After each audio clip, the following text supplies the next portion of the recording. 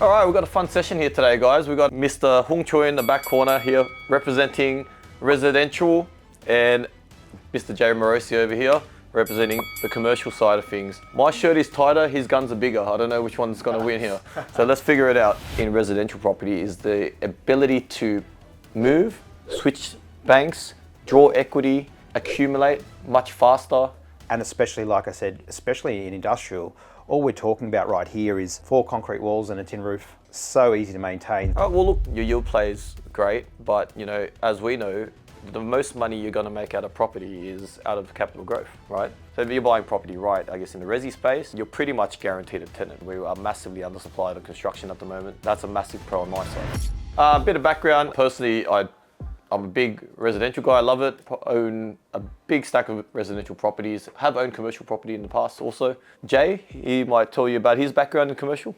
Yeah, so previously you used to be a commercial real estate agent in Western Sydney. If those of you who aren't aware, there is a airport coming in Western Sydney, which means it makes it probably one of the most in-demand areas of Australia right now for commercial property, which is why it is booming. And so that's where I used to do commercial real estate. I did it for about 5 years and pretty much specialized in the number one asset class, in my opinion, which is industrial real estate. Yeah, I'm gonna disagree with that, Jay, says the shirt. So with residential property, it's, I guess the core thing, it depends on your particular position in time. Everybody has, I guess, a big picture or a goal or a small goal, whatever it is, just to own a family home or to build a portfolio. And what I found in residential property is the ability to move, switch banks, draw equity, accumulate much faster, cost of entry. You've got things like interest rates which are cheaper. So maybe let's compare that to Jay's commercial stuff here, which is, bigger deposits, harder to get in, really hard to work out what's actually a good deal because there's not many comparable sales. Tell me why? Why is it better? First of all, that people here or may be aware of is a net lease, meaning all your outgoings are paid for by a client. Like that there, I think right now seals the deal for me because you don't have to worry. If you've got strata, the tenant can pay it. And you got land tax, the tenant can pay it. Again, on a single holding basis, that gets a little bit more complex, but let's just look at that. Those kind of things there can be pushed to the tenant. Make good, your tenant leaves and all of a sudden, you don't have to worry about the range hood not being looked after or anything like that.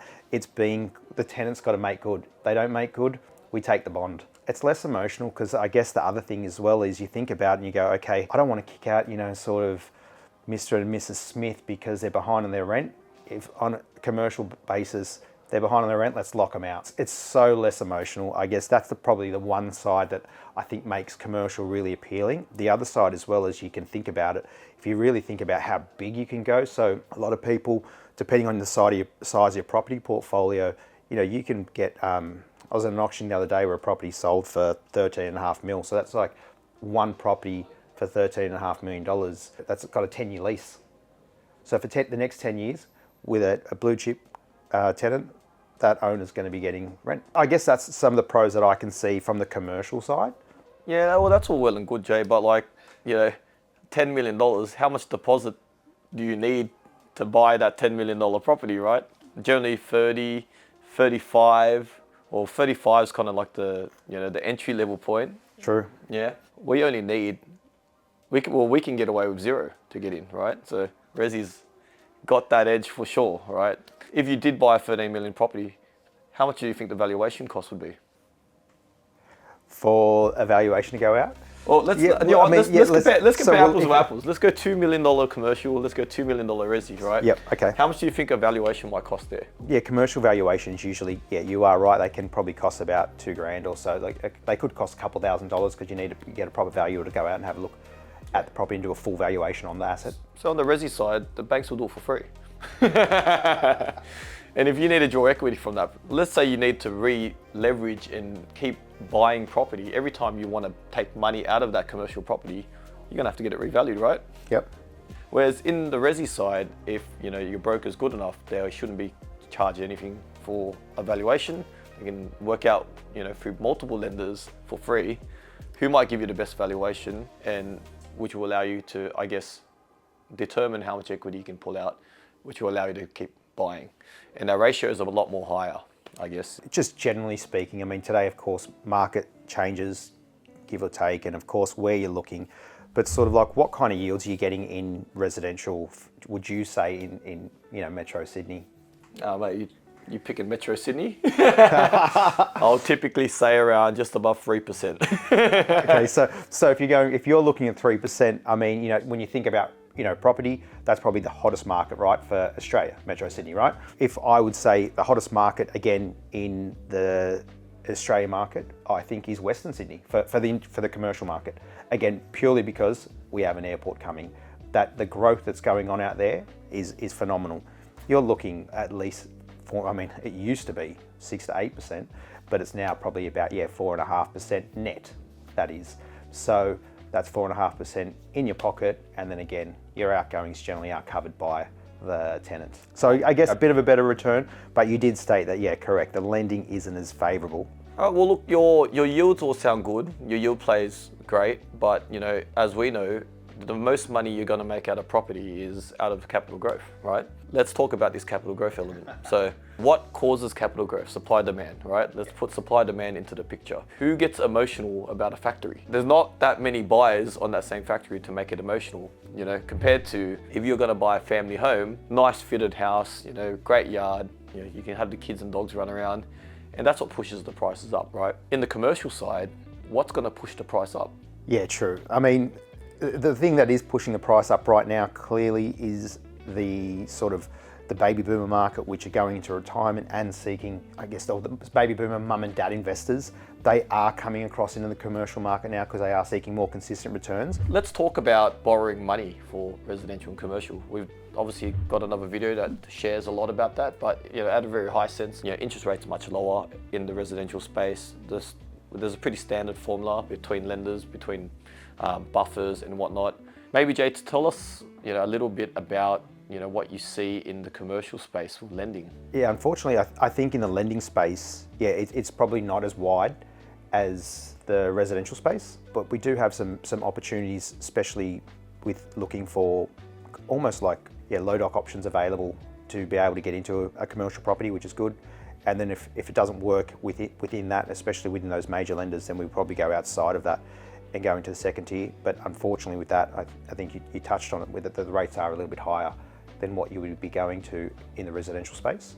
So with those large deposits required, high rates of interest, you talk about net yield, but with the high rates of interest, large deposit, I guess leverage isn't a massive element, especially for commercial buyers. Yeah. So it might not suit everyone's appetite, right? Yeah. If usually or generally people who are buying commercial, typically cash buyers, is that what you used to see in the game? Or to be fair, you are correct. Most of the people who were coming along and buying were fairly established, buying it, relatively low LVRs. We weren't looking at 80, 90% lens. That's not a thing. It's not uncommon for someone just to cut a check and buy and know that they don't even need finance in that space. So to be fair, you're talking very low LVRs, generally speaking. And sometimes it's, I guess, pushing towards more sophisticated investors. It's not uncommon for a commercial property to be vacant for 3 to 6 months. That's a guide, that is a rule. We've got minimal amounts of vacancy when I speak to commercial agents today that is going on, but it's not uncommon. I've had factories that have been vacant for 6 months. Yeah. So in the resi world, let's be real. Families need homes. We've got a massive undersupply in homes at the moment. I've had my own properties listed for 4 days with the first listing having 5 applications on nearly every property.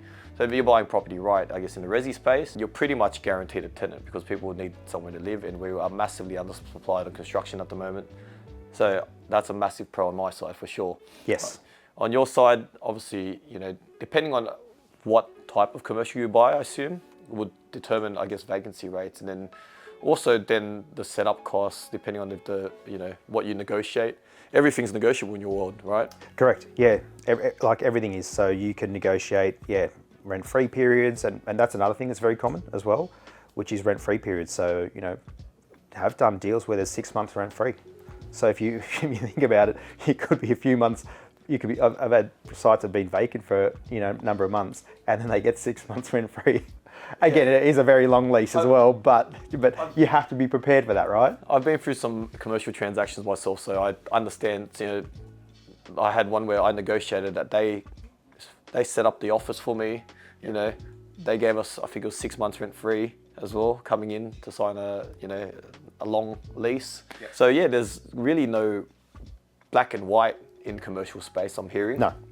And from what you're saying, there's really no, it's not a great idea to get in or look at commercial unless you really know what you're doing. Where I've seen mums and dads do really well in commercial is when they hire a buyer's agent, for instance. Yep. And that's, somebody who typically looks at this day in, day out, and they're trying to figure out, and they know what a good commercial investment is. Yes. And they're really skinning that deal down, getting that to, your typical mum and dad. Otherwise, you've got to be quite sophisticated. You've got to have a lot of cash to buffer yourself for the rainy day, and you've got to be willing to negotiate on deals between tenancies. But once you have a tenant or a good tenant, what does that look like, Jay? Once you've got a good tenant, it's phenomenal, right? It's pretty much set and forget. You don't need to worry about it for that period of time. Call it 5-10 years, which is not uncommon for a blue chip tenant to take a lease for that period of time.